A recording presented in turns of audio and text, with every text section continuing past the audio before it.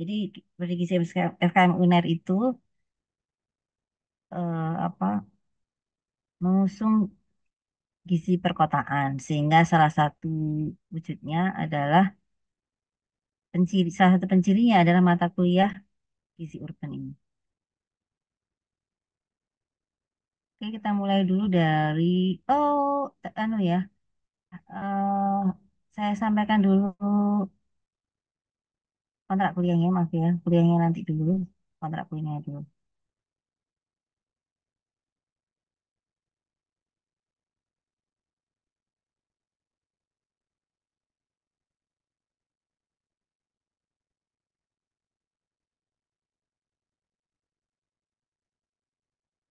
Ya,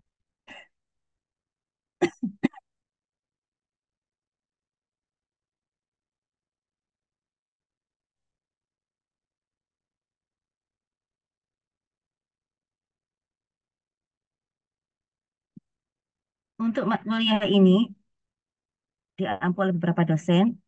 Ini SRN itu inisial saya, jadi mungkin langsung bawain inisial nama saya untuk supaya anu aja biar nggak penuh nulisnya di sini. Lalu ada SS Prof. Sri Sumarmi, beliau akan ngisi pada TM 1213. Kemudian ada Prof. Trias Mahmudiono ya di TM 45. Kemudian ada Bulatul Muniro di TM 6 dan 10. Nah, di sini kalau topik-topiknya atau pokok bahasanya itu sama ya seperti tahun lalu. Hanya saja untuk komposisi penilaian, monggo ini kan namanya kontrak, kita kontrak dulu bersama. Kalau tahun lalu seperti ini, di UTS 30%, UAS 30%, lalu ada tugas 30%. Jadi tugasnya ini saya buat lebih tinggi, sejajar dengan UTS sama UAS, karena kan eh, saya melihat banyak yang jatuh nilainya di UTS atau UAS atau keduanya, sehingga dengan adanya penugasan yang dikerjakan secara kelompok, ini harapan saya bisa membantu supaya nilainya nggak jeblok karena kan sekarang untuk nilai A itu minimal 86 ya. Tuh. Nah, ini ada soft skill 10% yaitu keaktifan dan kedisiplinan. Pada pada intinya saya yakin Anda untuk keaktifan dan kedisiplinan insya Allah baik. Jadi nilainya akan berbeda ya. Ini akan misalnya gini. Nilai ini bisa untuk mengangkat Anda juga yang soft skill ini. Jadi bisa dikatakan juga sama soft skill nanti insya Allah kalau nggak ada masalah ya. Itu kalau nggak ada masalah yang tidak bisa ditolerir, insya Allah nanti nilainya bagus semua untuk tugas dan soft skill sehingga Anda tinggal berjuang di UTS sama UAS. Nah, yang penting untuk keaktifan dan kedisiplinan ini yang penting Anda tidak apa ya, tidak melakukan kesalahan yang mencolok gitu ya. Namanya orang kan ada aja kesalahannya. Tapi kesalahan itu bisa ditolerir, insya Allah nanti untuk soft skillnya ini eh, bisa membantu gitu ya. Keaktifan ini termasuk ya apa di kelas ketika presentasi ya. Disiplinan ini termasuk di dalamnya pengumpulan tugas, kemudian kapan tuh ada juga itu mahasiswa itu saya tuh tahu. Jadi mahasiswa itu saya itu nge-share itu ya hmm, link presensi. Udah saya hitung kan, oh yang nggak presensi 10 orang. Nah setelah itu mesti selesai gitu ya. Tapi setelah itu saya lihat kok berkurang gitu. Tapi anaknya nggak masuk, saya tahu nggak masuk gitu ya. Nah, itu ya menjadi catatan di saya gitu ya. Meskipun hmm, apa mungkin dia nggak tahu tapi saya tahu gitu ya. Oke, jadi sebenarnya kalau nggak masuk itu Anda bisa memanfaatkan ya jatah 25% supaya nggak kena cekal itu sih. Jadi Anda mungkin ada kegiatan yang bisa juga untuk mengembangkan soft skill di luar ya, itu kesempatan itu bisa dipakai.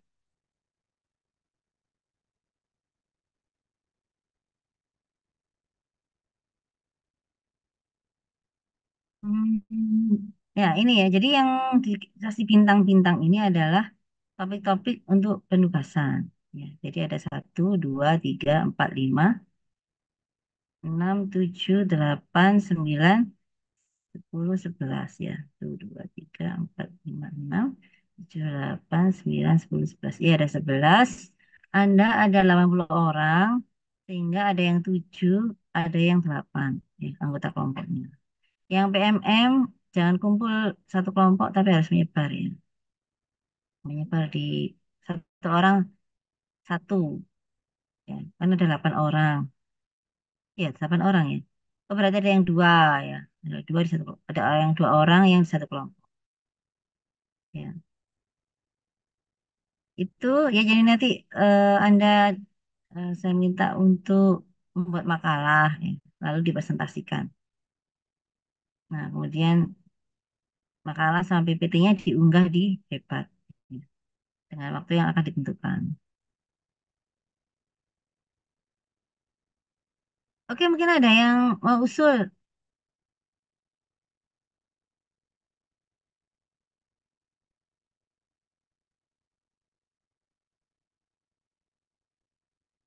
Izin bertanya, Bu. Iya, Untuk yang tugas makalah sama PPT itu, untuk makalahnya nanti apakah ada format tersendiri atau bagaimana, Bu? Terima kasih. iya. Jadi ini juga saya tawarkan ya. Mau bentuknya studi kasus atau Anda membuat makalah. Jadi Anda ambil dari sumber dari berbagai jurnal, kemudian terkait satu topik ya. Misalnya ini, nomor 2, urbanisasi dan implikasinya terhadap masalah gizi dan kesehatan masyarakat. Anda harus mencari beberapa artikel terkait yang terkait dengan ini. Jadi eh, harus ada. Jadi misalnya gini, masalah gizi itu nggak harus yang umum ya. Misalnya mau langsung saya spesifik anemia, spesifik stunting, spesifik obesitas boleh gitu ya. Jadi masalah gizi itu luas ya. Nah itu misalnya dampak urbanisasi. Nah misalnya Anda menemukan misalnya ada 10 artikel ya yang topik yang sama. Nah itu Anda bahas ya, Anda buat kayak ya literatur review gitu, jadi bahas eh, misalnya ternyata ada dalam urbanisasi itu ya ada berapa masalah masalah gizi dan kesehatan masyarakat ya yang ada di situ yang Anda bisa buat poin-poin yang bisa disampaikan gitu ya seperti itu. Atau bentuknya studi kasus. Jadi studi kasus itu ada satu kasus ya terkait urbanisasi. Misalnya pada seorang ibu, satu keluarga atau seorang anak atau seorang ibu atau beberapa kelompok orang ya.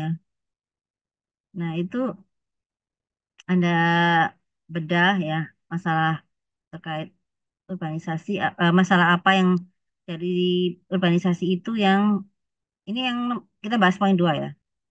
Misalnya contohnya yang menimbulkan masalah gizi pada keluarga itu atau pada anak itu atau pada kelompok itu atau komunitas itu misalnya. Misalnya pada kelompok komunitas migran, ya, migran dari atau kelompok apa itu pengungsi gitu seperti itu.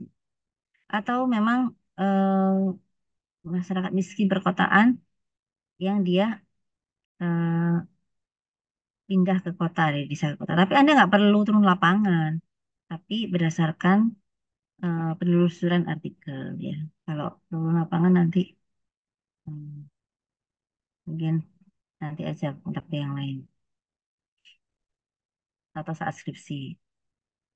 Nah itu jadi kalau itu kasus itu memang spesifik gitu ya, spesifik kasus namanya kasus gitu ya, ke individu atau kelompok ya.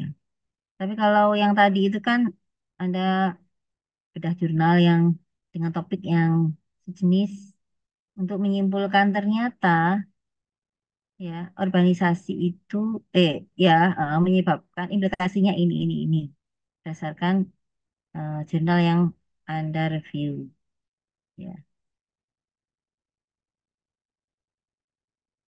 Atau Anda satu misalnya nih ada satu jurnal yang itu sangat penting terkait topik ini yang Anda bedah ya, Anda bedah ya untuk memberitahu saya dan teman-teman Anda eh, hasil penelitian ini yang penting ya. Misalnya jurnal yang bagus, yang, yang internasional yang bereputasi, itu yang bisa menambah kekayaan khazanah kita tentang gizi urban.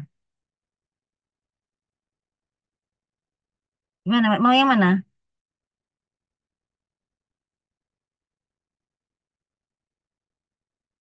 Atau kayak makalah kalau Anda disuruh bikin makalah itu. Kalau saya lihat, karena kalau misalnya saya bilang bikin makalah itu biasanya anak itu sudah langsung ini, tidak ada pendahuluan, terus ada masalah, terus langsung bahasan, gitu biasanya.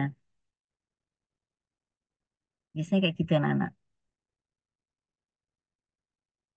Tapi beberapa waktu terakhir ini saya mintanya, karena saya melihat Anda ketika PDB itu sudah diminta melakukan review minimal berapa artikel gitu.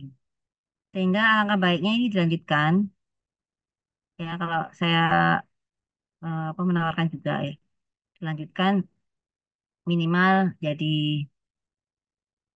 ya minimal 10 artikel gitu Anda bedah. Tapi ini harus sama ya. Karena kalau saya pengalaman kemarin-kemarin tuh topiknya kemana-mana gitu loh. Jadinya kesimpulannya itu gimana kesimpulannya ya antara organisasi ke misalnya anemia. Anda pilih harus spesifik ya. Atau misalnya penyebab masalah gizi ganda. Nah, misalnya ada 6 artikel apa mau 10 aja ya. 10 artikel yang membahas tentang the determinant of double body malnutrition. Nah, akhirnya kan Anda bisa menemukan ternyata penyebabnya ini ya berdasarkan artikel yang Anda syahid tadi. Kayak systematic review gitu, tapi ya systematic review sih bisa seperti itu.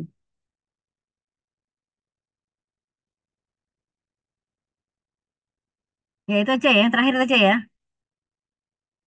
Atau sesuai jumlah anggota 8 orang, 8 atau 7 orang. 8 orang, 8 aja ya. Jadi minimal 8 referensi ya melakukan data review atau systematic review ya terhadap topik yang sama. Nanti tadi tadi pagi belum saya sampaikan sini. Jadi nanti saya sampaikan juga ke kelompok yang satunya. Hmm. Tapi presentasinya masih lama ya. Masih 18 Maret, satunya 20 Maret. 20 Mei. Oke, mungkin ini ada pertanyaan lagi?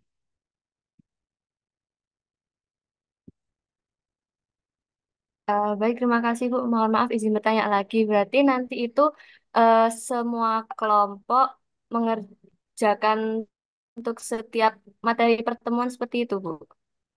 Enggak. Jadi misalnya Atau ada 11 kelompok. Kelompok satu, topik yang TM2, kelompok 2, TM3, yang saya bintangi loh. Kelompok 4, eh, kelompok 3, TM4, kelompok 5, TM6.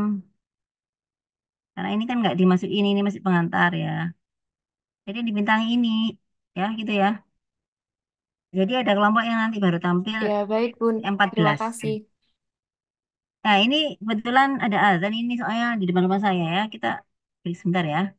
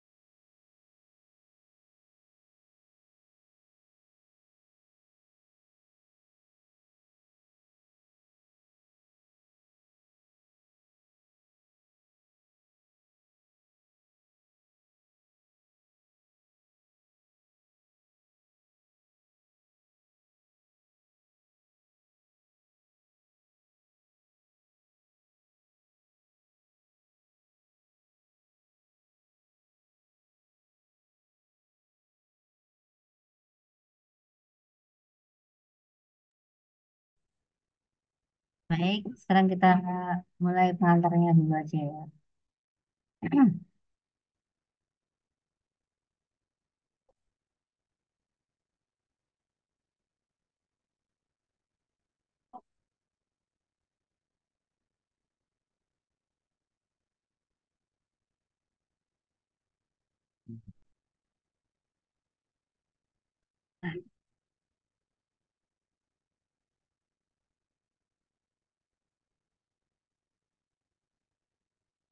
Ya, kita mulai tentang urban dulu. Ya. Jadi ada beberapa kriteria yang ditetapkan, namun berbagai negara mungkin bisa berbeda-beda kebijakannya. Ya. Nah, ini yang kalau menurut ini apa the United Nations eh, ada beberapa sebutan ya untuk kota ya. Ada yang large city ya, itu 5 sampai 10 juta penduduknya. Ada yang mega city lebih dari 10 juta penduduknya. Ya ini Jakarta ini kan lebih dari 10 juta ya, jadi bisa masuk. Kemudian medium city. Nah, ini mungkin Surabaya ya masuk karena Surabaya kan penduduknya 2 jutaan gitu ya. Kemudian small city yaitu lebih rendah dari atau kurang dari 1 juta penduduknya. Nah, ini tapi bisa berbeda-beda definisinya, definisinya ya dan apa dan bisa berubah ya, bisa berubah sesuai kesepakatan gitu. Nah, contohnya ya minimum requirements ya untuk mendefinisikan sebagai sebuah daerah perkotaan ya. Contohnya di Islandia dan di Denmark. Nah, ini at least 200 orang penduduknya. Ya, sedikit ya ini bisa ini. Mungkin di sana penduduknya sedikit ya. Kemudian di Netherlands dan Nigeria itu sedikitnya 20.000 penduduk itu bisa disebut urban ya, urban. Lalu Kambodia atau Kamboja ya, itu sedikitnya 2.000 penduduknya. Dan ada syarat lagi ya, kurang dari 50% ya orang laki-laki di sana itu bekerja di bidang pertanian. Sama kayak di Surabaya gitu kan, di Surabaya yang bekerja di bidang pertanian mungkin sedikit juga ya, karena lahan pertaniannya juga terbatas Surabaya. Di Jerman ya ini berdasarkan kilometer, demikian juga dengan di China, tapi beda jumlah batasan jumlah orangnya ya. Nah, kalau Indonesia ini malah pakai beberapa indikator ya, seperti padatan penduduk per kilometer sama kayak di sini ya, sama kayak Jerman Cina ini.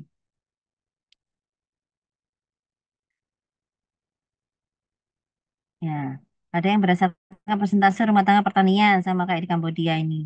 Jadi perpaduan ya di beberapa kriteria. Nah, ini ada lagi satu lagi yaitu akses untuk mencapai fasilitas perkotaan ya. Jadi kalau di wilayah itu ada fasilitas yang seperti ada di perkotaan ya, misalnya mungkin gedung perkantoran, terus sekolah dan mall mungkin ya, seperti itu, kantor kantor pemerintahan ya, itu bisa dikelompokkan ya. Ini menurut BPJS. Jadi di Indonesia juga punya kriteria sendiri. Nah, kenapa kita membahas tentang gizi di urban nih? Karena sesuatu keniscayaan ya, penduduk di kota besar ya, atau di kota itu terus bertambah jumlahnya. Ya, ini kita contohkan yang merah itu di low income countries, yang ini apa ya, urus apa coklat muda ya, coklat muda, middle income, dan yang ini high income. Kalau kita udah masuk middle ya, jadi middle yang uh, upper middle ya. Kalau kapan itu saya uh, mau masukkan artikel ke jurnal internasional, biayanya kan besar ya, puluhan juta. Tapi bisa free kalau masuk kriteria low and middle income countries. Disuruh ngeklik listnya negara-negara yang masuk itu. Ternyata Indonesia nggak masuk itu. Ya. Jadi kita um, udah levelnya di atasnya. Alhamdulillah ya. Alhamdulillah untuk majunya itu. Terus nggak apa-apa deh nggak dapat diskon gitu ya. Jadi anu apa? Karena kemarin masih sering ngarepin diskon ya. Jadi kalau pikirannya wah negara berkembang, negara berkembang. Padahal sudah kita udah masuk upper middle nih. Oke, jadi kalau ini di seluruh dunia ya. Jadi eh, ada tren terus mulai peningkatan ya sampai dengan tahun 2000 ini prediksi dari 2050 ya, baik di negara yang berpenghasilan rendah, menengah maupun tinggi itu akan mengalami peningkatan populasi di urban ya. Ini kalau seluruh dunia ya sekitar 68% tahun 2050 nanti penduduknya akan tinggal di perkotaan ya. Jadi akan sesak ya. Kalau dulu saya pertama kali ada mer gitu ya, sama ada jalan mer itu kampus itu lengang gitu ya. Sekarang itu bisa berjam-jam ya, karena mer itu macet banget. Kemudian satu saat saya siang-siang itu saya melewati jalan raya Darmo yang dalam pikiran saya itu jauh sibuk dan macet ternyata longgar gitu loh. Hmm, apa karena maksudnya ya kaget aja gitu ya. Jadi yang mernya macet tapi yang ini tengah malah longgar. Atau mungkin pas kebetulan.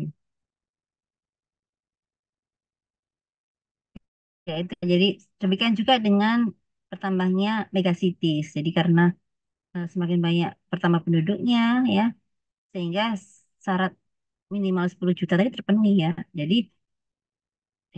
diperkirakan tahun 2030 itu akan bertambah beberapa megacity ya. Di sini disebutkan beberapa kota besar baru ya megacity baru ya. Kalau di Indonesia masih Jakarta ya yang megacity ya.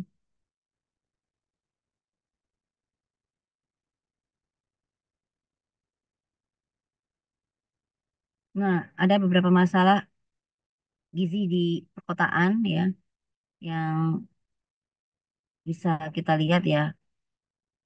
Ini kebetulan mengambil dari penelitian di beberapa negara ya di Eropa, maaf di Afrika dan Asia Selatan ini ada India, ya, Bangladesh yang Asia Selatan, yang Afrika ini Ethiopia, Kenya, Mozambik, Nigeria dan Tanzania. Nah, ini yang terkait dengan undernutrition ya. Nah, yang warna apa ini? Coklat muda itu rural, yang merah itu urban. Di sini prevalensinya. Nah, kita lihat apa kecenderungan ya masalah undernutrition itu banyak terjadi di rural ya. Tapi juga selisihnya nggak jauh gitu ya dengan yang di urban ya. Ya, jadi misalnya nih Bangladesh untuk stuntingnya ya selisih mungkin 5% gitu ya. Demikian juga dengan eh, anemianya. Demikian juga negara-negara yang lain selisihnya sedikit ya. Artinya apalagi yang di India ini ya. Desa sama kota hampir sama yang ini. Jadi bisa jadi juga karena kenapa kira-kira? Jadi dari masalah undernutrition yang di desa ya, kemudian pindah ke kota ya, dan kemudian di sana juga kurang mendapatkan pekerjaan yang layak karena skillnya yang eh, belum sesuai ya, Eh, sehingga menambah ya jumlah yang undernutrition. Sementara itu di data satunya lagi yang terkait overnutrition Kita lihat yang ini urban yang merah ya. Nah ini ya ini lebih tinggi di perkotaan ya ini yang merah. Lebih tinggi di perkotaan dari perkembangannya ini. Dan ini kayak gini trennya seperti Ethiopia nih ya cenderung meningkat ya. Kalau di rural. Jadi sebenarnya masalah di perkotaan jauh lebih kompleks terkait gizi ya karena eh, itu tadi mereka juga mengalami undernutrition, kayak mengalami undernutrition, sementara tren untuk overweight dan obes ya itu terus meningkat. Ya.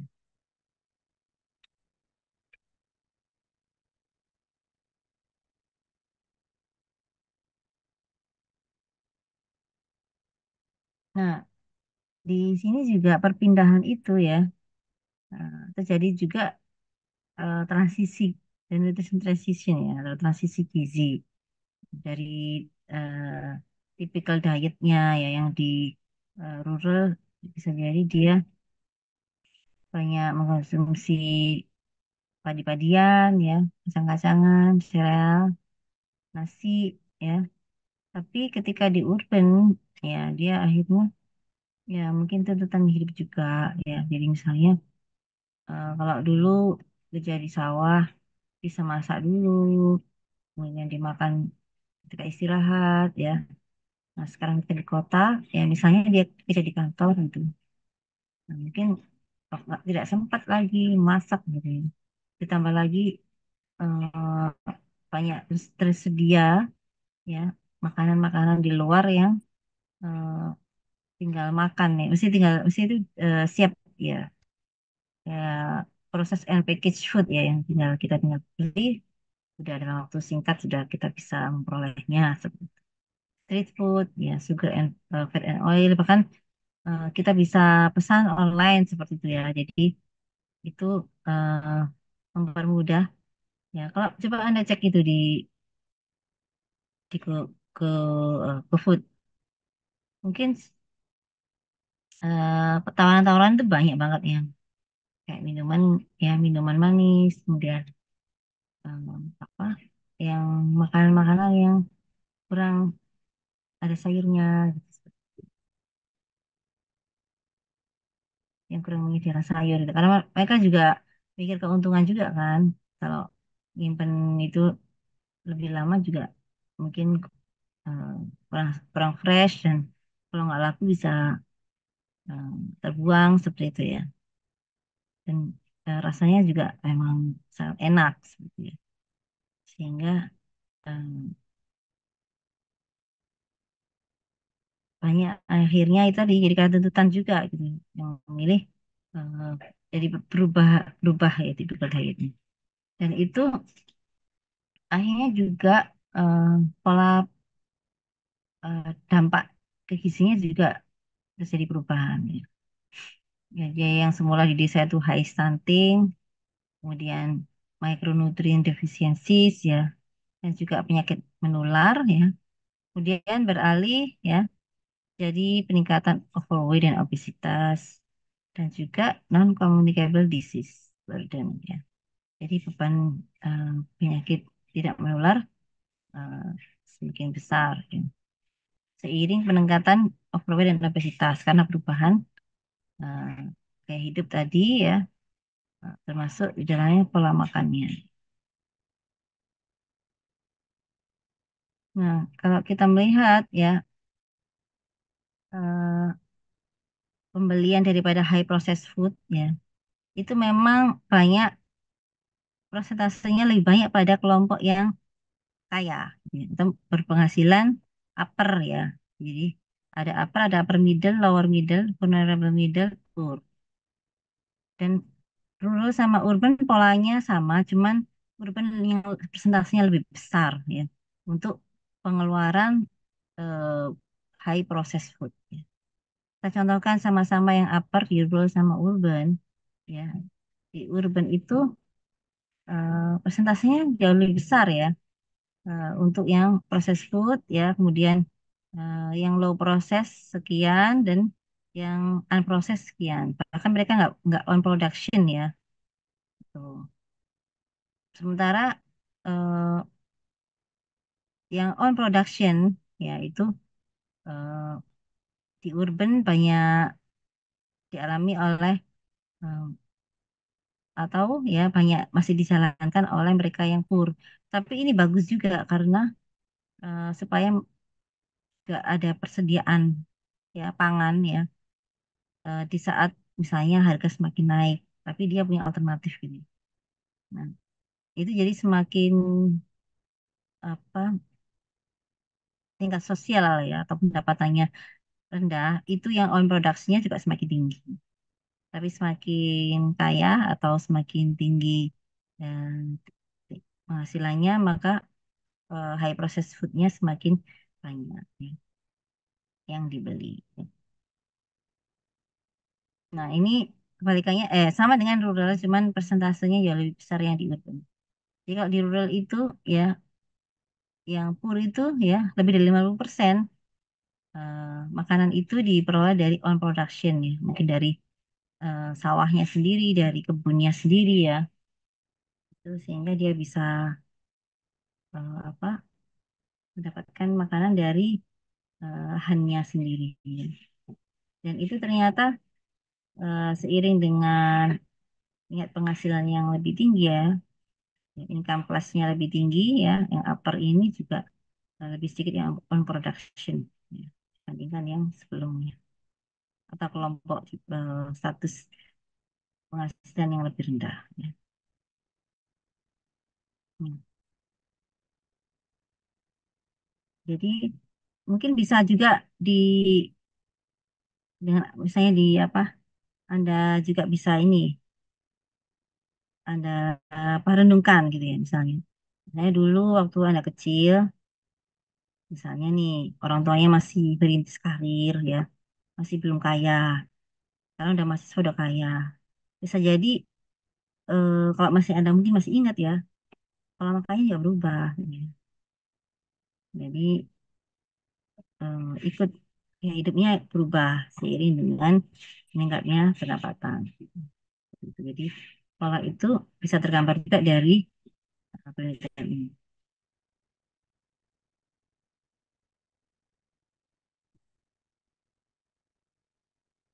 Nah, ada penelitian dari luar yang meneliti di Surabaya ya.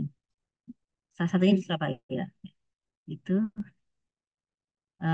jadi rumah rumah tangga itu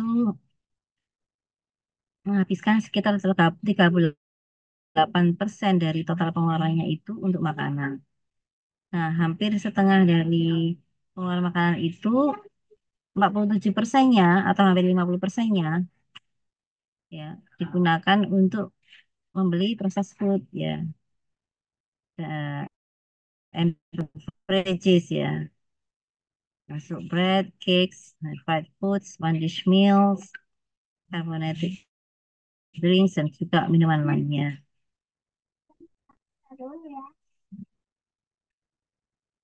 Nah, jadi misalnya penghasilannya 1 juta ya, gampangannya gitu ya. Atau Anda diberi uang saku 1 juta. Yang misalnya sekian untuk bayar kos, sekian untuk pulsa, sekian-sekian ya untuk transport dan sebagainya. Sehingga yang 38% atau 380.000 itu Anda gunakan untuk makan. Nah, 47%-nya atau setengahnya, anggap lagi 50%-nya ya. Itu dari 380.000, berapa itu? 16, 160.000 ya. 160.000 Anda gunakan untuk membeli processed food ya dan beverages ya. Jadi ini contohnya. Mungkin siapa tahu lebih lebih besar dari itu ya. Mungkin Anda kan mungkin nggak pernah ngecek ya.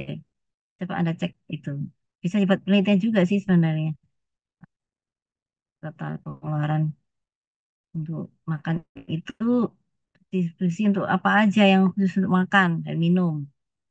Bisa jadi maka Anda yang tinggi akan sekarang gula dan lemak gitu ya.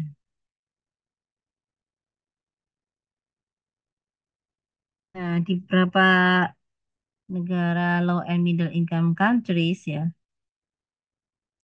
jadi fresh vegetables, jadi sayur yang segar,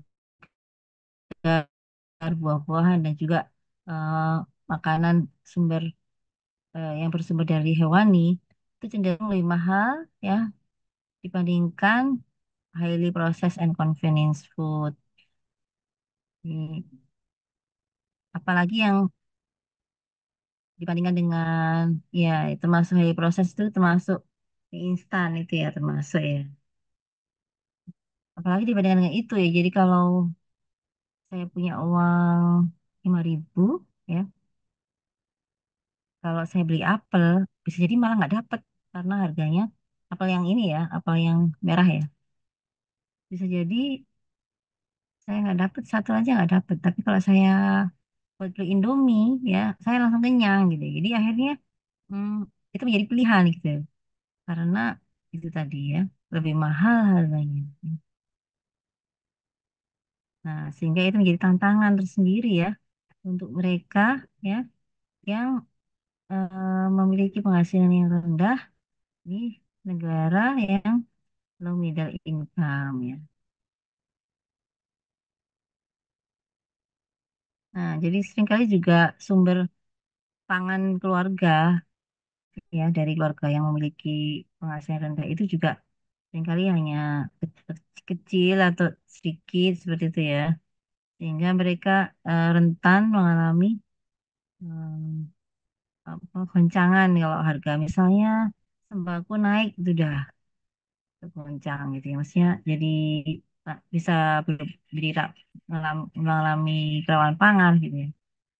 Misalnya dulu 10.000 udah dapat nasi dan isinya satu piring ya.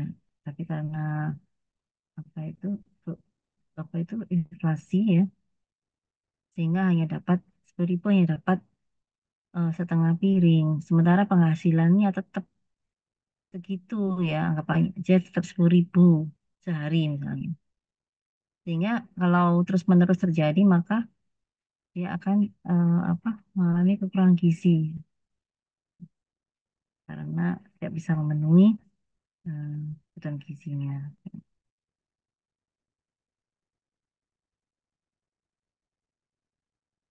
Ya, jadi harus oke ini udah ya. Jadi families cannot always afford fresh product ya, misal petik. Jadi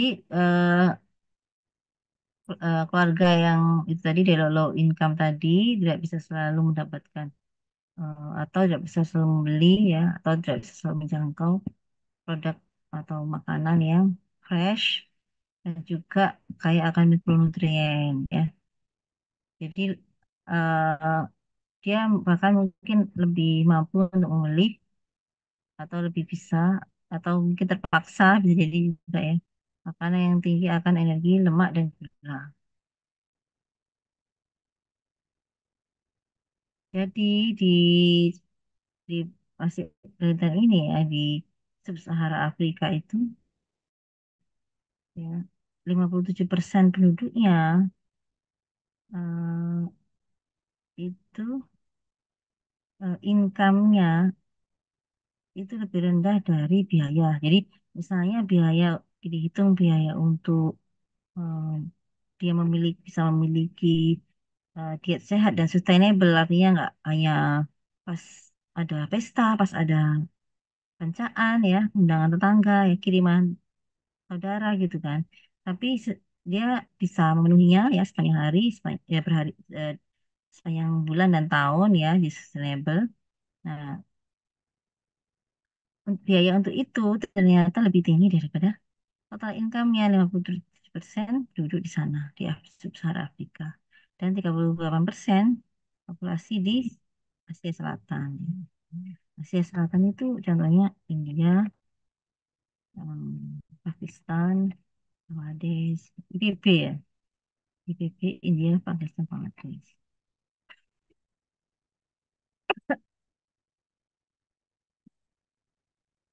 as on production is limited in urban areas. Jadi karena di wilayah urban ya itu juga terbatas untuk bisa memproduksi sendiri di lahannya, ya. Sehingga membeli makanan itu ya hanya itu satu-satunya pilihan ya, the only option. Nah, ketika healthy diet itu tidak bisa dijangkau atau tidak terbeli, nah itu bisa menyebabkan jadi malnutrisi dan penyakit lainnya ya yang relate dengan eh, malnutrisi itu.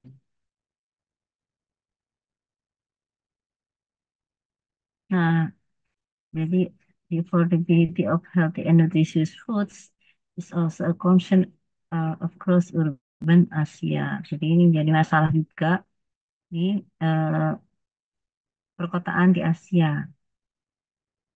Ya, jadi di Pakistan sekitar 64% ya penduduk perkotaan itu tidak bisa eh, apa itu memperoleh, menjangkau, membeli ya makanan yang bergizi. Jadi padahal even ya di ibu kotanya Islamabad ternyata juga apa itu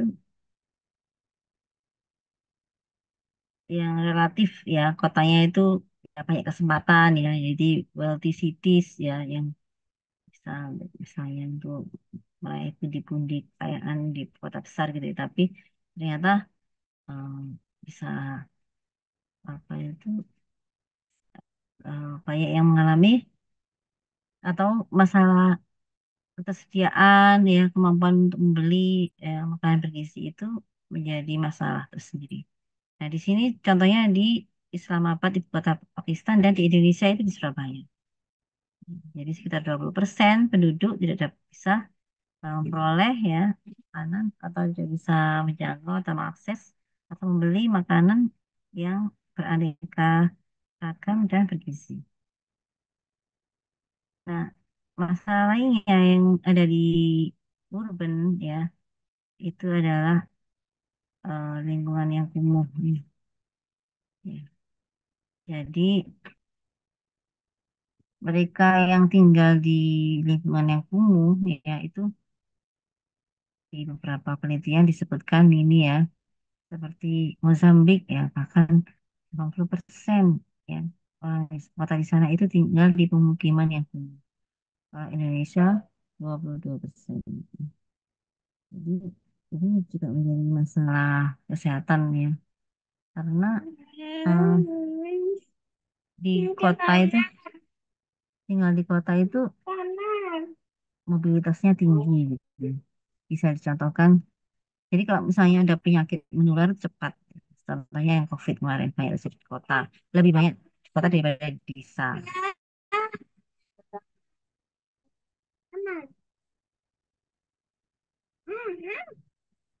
Nah itu termasuk juga eh, mereka yang tinggal di Islam ini bukan berarti kita saya kan nggak tinggal di sana gitu kan berarti aman gitu ya. Eh, banyak masalah yang tadi karena mobilitas kita bertemu banyak orang gitu. Termasuk kita membeli makanan misalnya di kapal itu saya keliling ke gang gitu ya ternyata ada kos-kosan yang khusus mereka yang berjualan yang didorong itu karena kan biasanya ada juragannya terus mereka itu pegawai yang keliling menjajakan makanannya. Nah, kalau misalnya nah sangat mungkin terjadi ya eh, penularan melalui makanan ya, atau melalui orang tersebut gitu. Ya itu banyak hal yang eh, menjadi masalah ya, di perkotaan ya. Ya ini sudah selesai. Jadi bisa jadi nanti Anda juga yang bukan asli Surabaya misalnya, atau misalnya dari desa. Bisa jadi Anda juga mungkin nanti setelah lulus nah, mau balik, karena kesempatan kerja banyak di Surabaya, atau di Jakarta, atau di kota besar lainnya. Nah itu sehingga itu juga apa seperti yang saya sampaikan di awal gitu ya. Itu keniscayaan. Jadi yang peningkatan jumlah perkotaan. Ya, mungkin itu dulu yang bisa disampaikan ya terkait pertemuan pertama ini masih pengantar. Mungkin ada yang tanyakan.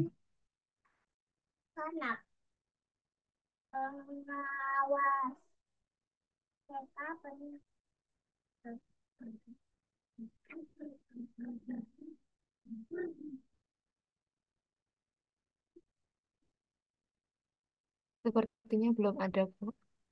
Ya, belum ada. Oke, Fiska. Baik, terima kasih ya. Eh, kita akhiri dulu. Mohon maaf. Wassalamualaikum warahmatullahi wabarakatuh. Waalaikumsalam Waalaikumsalam warahmatullahi wabarakatuh. warahmatullahi Terima kasih, Bu. wabarakatuh. Terima kasih, Ibu. Sama-sama.